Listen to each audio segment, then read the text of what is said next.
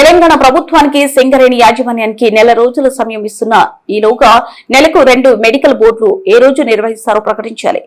20న భూపాల్పల్లి కాకతీయ ఖని 5 గనిపై కార్మికుల సమక్షంలో ప్రభుత్వానికి నెల రోజుల గడువు ఇస్తున్న జూలై 20లోగా మెడికల్ బోర్డు పెట్టకుంటే గాంధీ మార్గంలో నిరాహారకు దిగుతా. మెడికల్ బోర్డులు నిర్వహించి పెండింగ్ లో 1200 కార్మికులకు వైద్య పరీక్షలు చేయాలని ఖమ్మం వెలుగుమట్లలో 750 మంది ఇండ్లను కూల్చేస్తే మేము నిరాహార దీక్ష చేస్తే 450 మందికి ఇండ్ల పట్టాలిచ్చారు. సింగరేణిలో మెడికల్ బోర్డు నిర్వహణకు దీక్ష చేసి తీరుతామని కవిత తెలిపారు.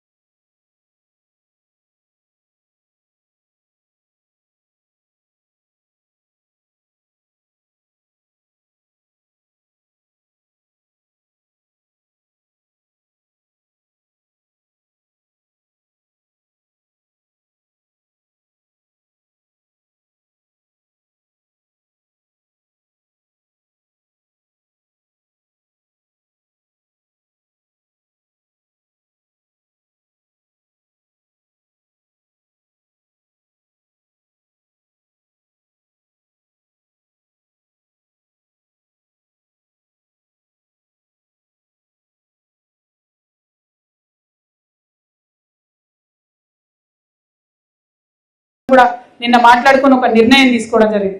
ఇవాళ జూన్ 20వ తారీఖు ప్రభుత్వానికి కరెక్ట్ ఒక నెల రోజులు టైం ఇద్దాం. జూలై 20వ తారీఖు దాకా టైం ఇద్దాం. జూలై 20 లోపల మెడికల్ బోర్డు పెడతాం. ప్రతి మంత్ 2 సార్లు మెడికల్ బోర్డు పెడతాం. పెండింగ్ ఉన్న 1200 మంది అప్లికేషన్లను కూడా అన్ఫిట్ చేసి వారికి ఉద్యోగం ఇస్తామని చెప్పకపోతే జూలై 20వ తారీఖు నాడు నేను నిరాహార దీక్షకు దిగబోతా ఉన్నా. ఖచ్చితంగా ఈ కార్మికులకు న్యాయం జరగాలంటే, ప్రభుత్వాన్ని కదిలించాలంటే గాంధీ మార్గంలోనే ఉద్యమాలు చేయాలి. మొన్న ఖమ్మంలో కూర్చున్నాం నిరాహార దీక్షకి. 750 మందికి ఇల్లు కూలగొడితే 400 మందికి అక్కడనే ఇల్లు ఇప్పించుకోగలిగినాం. అదే స్ఫూర్తితో చెప్తా ఉన్నా. ఎందుకంటే ఈ గత 5 రోజులు తిరుగుతుంటే గుండె బరివేస్తా ఉంది. ఎక్కడికి పోయినా ఇదే బాధ, ఎక్కడికి పోయినా కారుణ్య నియామకాలదే బాధ. అలియాస్ నేమ్స్ ఉన్నారు పాపం. 10,000 మంది